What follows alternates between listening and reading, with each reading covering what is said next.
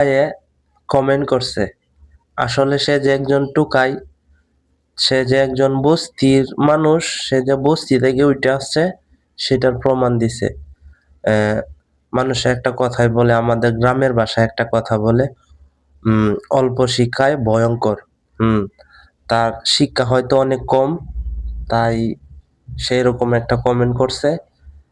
আশা করি next time থেকে এরকম কমেন্ট আর করবে না। তো সবার উদ্দেশ্যে একটা কথা বলবো, সবাইকে সম্মান দিতে শিখেন, তাহলে আপনি নিজেও সম্মান পাবেন।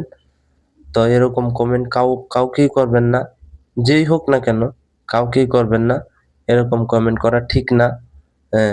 আপনিও যেমন একজন মা বাবার সন্তান, আমিও একজন মা বাবার সন্তান। আপনার বাবা মাকে কেউ গালি দিলে আপনার যেমন লাগে, সেম আমারও লাগে।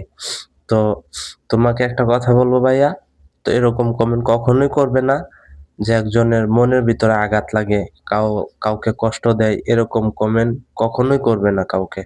ঠিক আছে? আশা করি আমার কথাগুলা তোমরা বুঝতে পারবে।